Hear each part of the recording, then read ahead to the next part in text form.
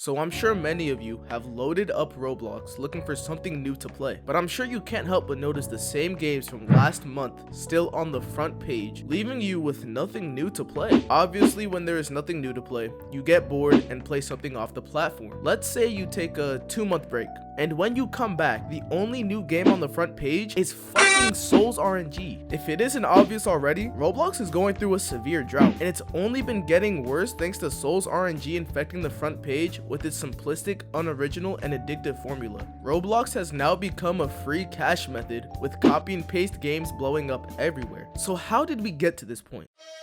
She know what she wanted and had to go get it without being caught. Devs spend hours upon hours, maybe even spending money to fund a whole team just for their passion project to flop miserably. Obviously, this can hurt the drive and the morale for many developers wanting to create something they enjoy making, and not wanting to take that risk quite literally forces upcoming developers and even seasoned developers to go the easy route, which is to just copy already successful games that are on the platform. Stealing and remaking games has been an issue since the start of this platform, but it's been even worse now than ever, making it more apparent that devs would rather focus on making simple, addictive simulators than make projects they actually want to create. But look man, I get it. You don't want to put thousands of hours into a game just for it to end up flopping. But it's easier than ever to just promote your game to TikTokers and YouTubers to create a wider audience waiting for your game. So it really is not that hard to create hype around the game, but it seems that developers just cannot release their fucking game on time.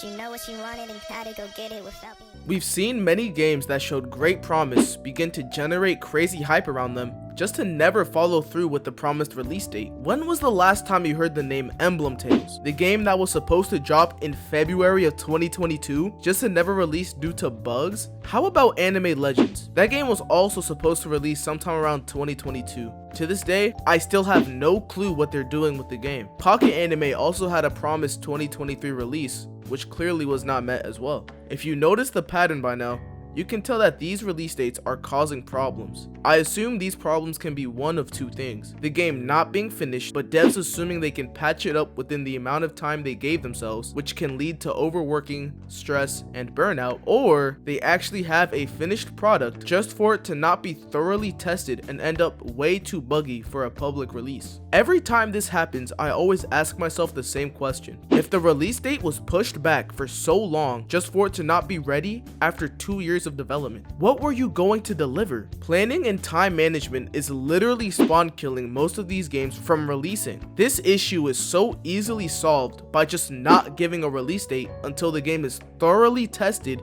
and fully loaded with content. I don't think it'd be that hard. But I can't only blame developers for the drought Roblox is in right now. Although the platform is built up thanks to them, there has to be an audience to play these games, and that same audience has to take blame for the current state of Roblox. She know what she wanted and had to go get it without being caught. Going back to my original point of the popular games being the same exact thing you'd see even if you took a 2-month break, is because the same players keep playing the same lazily made copy and pasted games over and over, keeping them up at the top of the front page. This not only hides games with actual care and effort put into them, but influences developers to just follow the trend to make these drones play what's already profitable. If Roblox players actually decided to play games not based on popularity but effort instead, the platform would look way different. But the sad reality of this is 60% of Roblox users are under 16 years old, and I'm confident that many of them just do not care about what they play, as long as it pleases the dopamine in their underdeveloped brains. And of course, they have to be easy to play, fully mobile supportive, and extremely simplistic. So games like Black Magic or Skyrift will never see the day of light again because they are too complex and counteractive to what makes games nowadays so popular. Knowing this, it's genuinely hard to get upset at developers just following the trend, because making passion projects in this current day and age of Roblox is just not worth it. You guys let me know what you think in the comment section below. I really hope some of you disagree with me and tell me why, because I really like seeing the other side of the debate. Subscribe if you want more from me, and like the video if you liked it, I guess. Why would you? And that's it.